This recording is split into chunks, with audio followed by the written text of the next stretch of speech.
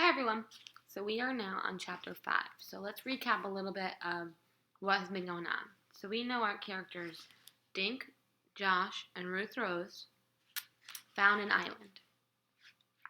And they found $100 bill on this island. But now they've just found out that the poison ivy that they thought that they were seeing actually wasn't real. And the boulder that they thought was there was actually just a big cement slab. So who is on this island? And what is this island?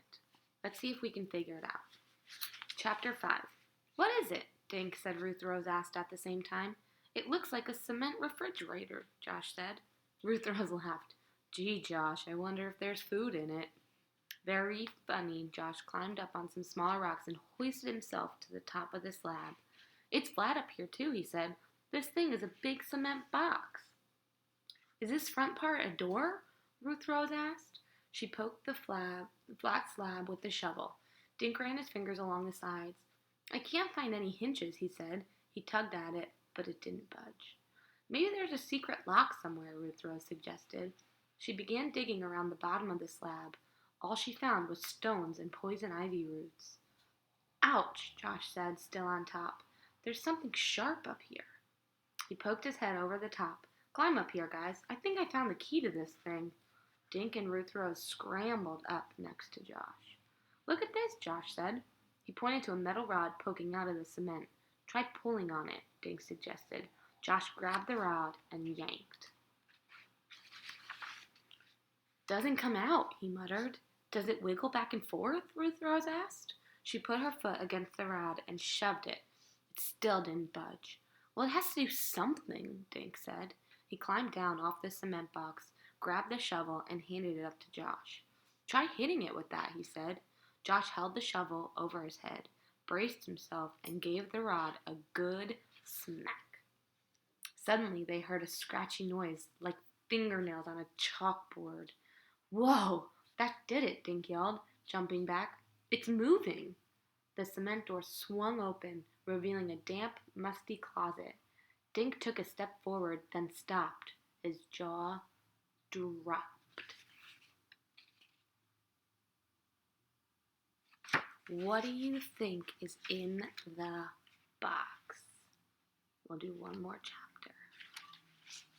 What's in there? Josh asked, staring down at Dink. Dink didn't answer. Dink, Ruth Rose said, what's going on? Dink gulped and tried to speak. What the heck is muh? Josh said. Mud, mummies, muffins. Dink could barely breathe, let alone talk. Money, he finally said. Josh and Ruth Rose scrambled down and stared into the opening. Inside it was like a vault. Metal shelves had been attached to the cement walls with thick bolts, and every shelf held money. Stacks of green bills were piled one on top of another. Everywhere Dink looked, he saw wads and wads of money. There must be millions of dollars in here, Josh said. He closed his eyes. I think I'm gonna throw up. But whose money is it? Ruth Rose asked. Who put it here?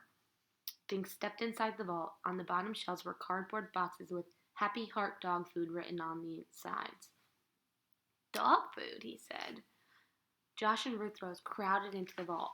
Ruth Rose peeked into two of the boxes. More money, she said. Suddenly, Dink looked back over his shoulder. Shh, he whispered. I think I heard something. The kids stood perfectly still and listened. There it is again, Dink said. A muffled squeaking sound came through the fog. Then there was silence. Then another squeak. Dink gulped, frozen to the spot. It's coming closer, he whispered. Maybe it's the pirate, Josh said. It could be the guy with big feet, said Ruth Rose.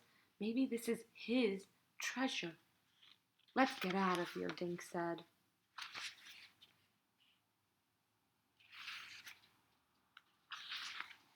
Help me close this thing. The kids swung the cement door shut. Josh grabbed his shovel while Dink and Ruth Rose lifted the plastic poison ivy back into place. Now the cement safe was hidden again. Dink quickly led the way back through the boulders to the water. On the narrow beach they stood in the fog and listened. Dink heard the squeaking sound again, then a soft thud, then silence. Slowly, a small boat drifted out of the fog. A large, dark figure sat hunched in the stern. Dink didn't dare move or say anything. It looked as if the figure was staring at them. After what seemed like a year, the figure began to row away. Dink heard the oars squeak as the boat vanished back into the fog. Who was that? Josh croaked. I don't know, Dink said. Whoever it was, let's get off this island, Ruth Rose said. The kids quietly stepped into the shallow water, trying not to splash. They waded to shore. Dink kept watching for the boat and its silent passenger, but he couldn't see anything through the fog. Behind them, Squall Island became invisible once more. 10 minutes later, they flung open the door to Officer Fallon's office. Officer Fallon looked up from his computer. What's wrong, kids? You look like you've seen a ghost. He stared at their soggy sneakers. And you're all wet. We found more money, Ruth Rose said. Millions of dollars. Officer Fallon raised one eyebrow. Really? We did, Josh said. Okay, sit down and talk to me, Officer Fallon said, switching off his computer. The kids perched on the edges of their chairs. We went back to the island, Dink explained, and found a cement safe. It had stacks of money in it. They told Officer Fallon about the secret path, the plastic poison ivy, and the hidden cement vault. Just before we left, we saw someone in a rowboat, Josh said. I think he was coming to the island, but then he turned around and left. Officer Fallon sat up. Did you get a good look at him? He asked. It was too foggy, Dink said. Officer Fallon frowned and nodded. Why would anyone keep money on Squall Island? Ruth Rose asked. Why wouldn't they just keep it in a regular bank? Officer Fallon looked at Ruth Rose. Because it's not real money, he said. It's not? Ruth Rose asked. What is it then?